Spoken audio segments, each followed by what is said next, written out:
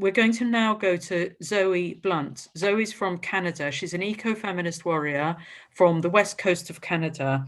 And so welcome, Zoe. Can you tell us about the recent history of women's land in your part of the world? It's kind of a fascinating history. Many of us, you may be aware of women's land, women-only communities, lesbian communities have a history worldwide, really going back, as you probably know, to the time of Sappho and beyond.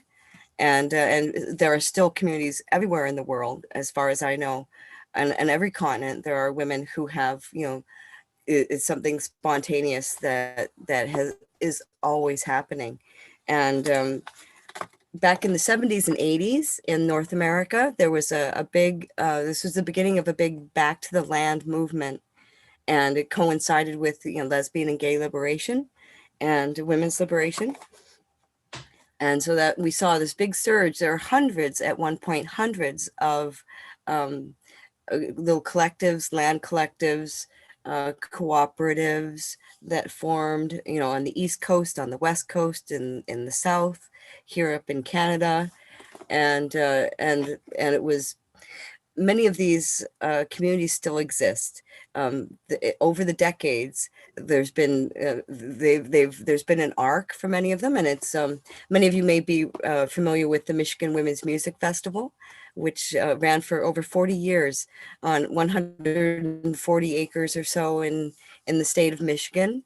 And eventually, of course, the owners went from starting out in their 40s. Now they are, I believe, in their 80s, and they made a decision to sell the land, and they could no longer continue with the festival. And the amazing thing was that the land was purchased by the We Want the Land committee, and it was crowdfunded. So this is the interesting thing about these lesbian cooperatives and land trusts and collectives that have formed. They are entirely grassroots. It is entirely women doing it for themselves.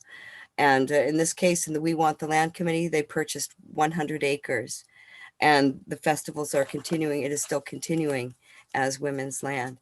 And so it's the same arc has happened with many of the hundreds of collectives that were originally established.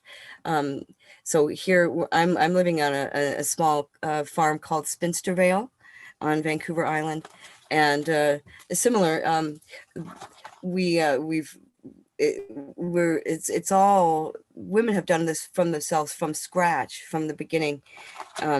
In this case, and in many of the others nearby, in Oregon, there are dozens of, Oregon and Washington State, there are dozens of women's land collectives that still exist. And many of them are, as the women have aged, they need to bring in new members. Some of them have folded, some of them are for sale. And many of them are looking for new members, and they are revitalizing, one of them after 50 years. And I'm just so inspired by the work that these women are doing, because in most of these cases, this is not a luxury resort by any stretch. Women have come to these areas and found, it's starting with clearing the land, or breaking up the concrete, or clearing out whatever industrial detritus was left there, and actually creating the soil, creating the farms, building the houses by hand. The houses here, none of them were built by professionals. The ones that were built here were built by women doing it, many of them for the very first time. So it's been an absolutely inspiring example of what women can do if no one stands in their way. And they have had to overcome a lot of obstacles, obviously. What are the relations like with the local and wider community? Do you get on, or do you get attacked? Well, as you said, it's not widely advertised. I think the only place people would only know about Spinstervale from the Lesbian Connection, if folks who are on that subscription list, they've been advertising there for some time. And it is widely known. I think every lesbian on Vancouver Island knows about it, but that's word of mouth. And when they first started here, they are openly lesbian. There's, they're not, but they were targeted. And one of the stories I was told is that there's a great tall row of trees along the road, between the road and the lower gardens and the main house. And they planted those trees because men would drive past and throw bottles and try and hit the house with rocks and shout abuse. I found a beautiful, I've only been here for 9 months actually, but I found a big beautiful wooden sign that says Spinster Vale, and it's in one of the greenhouses now, and they don't display it anymore because of that kind of violent hostility and aggression. And yet women know to come here if they need help. And so it has been a refuge. It has been a sanctuary for women. I really recommend it. Anyone who has spent any time in women only space, it is, how wonderful it is. And at this point, the work that women have done here and putting in the electricity, putting in the cables, the wires. And so they do rely on tradespeople from time to time, but mostly it is 90% do it yourself. Are you involved in a sort of new thing called a Women's Land Project? Is that a specific thing? Can you tell us about that? Yes. Yeah, I'm actually involved in a lot of things, and I should really say I'm a retired eco warrior. I am now a spinster farmer with my cat, but I am. We did start the Women's Land Project over a year ago. We had, and we being, I'm also with the Rad Femmes of Canada, the Radical Feminists of Canada, radfems.ca. And with a few other groups, the Church of Women's Liberation.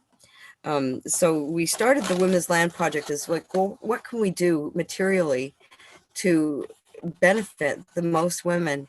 And given that none of us has $1 million, and the cost of land here on Vancouver Island and Western Canada in general is crazy. But we can certainly promote the idea. We can certainly tell it doesn't have to be purchasing a farm.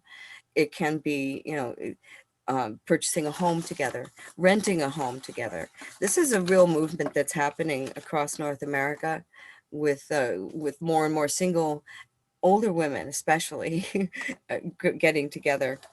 So the Women's Land Project, we had intended to have a tour last May, where I was going to go to communities and give a series of talks, visit women who had been involved with collectives that don't exist anymore, visit with women who were interested in starting a new one, or who had land, to try and connect land and women who want to work that land, because it is a tremendous amount of work to create a community where there is none.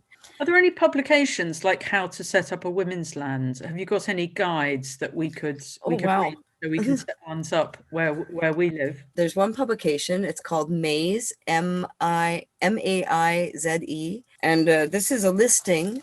She started this. Jay Hubbard started this publication probably 15 years ago, and yes, they still do publish regularly, and so it lists all the collectives, and many of the listings are not up to date, and so it's been a process for me of going through some of those listings and contacting those women who are contact people for and find out if those communities still exist, and it has listings all over the world, in Europe and in other countries, mostly in North America. Do you find that you get attacks from trans activists and people like people saying that you're excluding men who say that they're women, or are you generally left to get on with it? This has been a real sanctuary here. It's been very peaceful. It's been really wonderful.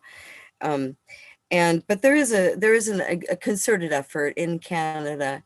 There is one foundation. It holds itself out as a charitable foundation, I believe, that is trying to strip charitable status from other groups. If they don't specifically include trans women, so it's going after specifically women's groups like Vancouver Rape Relief. Many of us may be familiar with the work that those women have been doing for Canada's longest running rape crisis center, and they had their funding from the city of Vancouver was canceled because of the work of this foundation, the Morgaine Oger Foundation, or Morgaine Oger Foundation. And so they are continuing to try and strip charitable status from that group. I'm sure if they were aware of other groups, they might go after them personally as well. But this, these initiatives, there is no outside funding coming in. This is completely funded by women, as the Michigan, the Mishfest land was completely crowdfunded. So that is, they can't take that away. They cannot take that away. So this is something permanent that women are building. Keep in mind that women can do anything. As you know, women can do everything.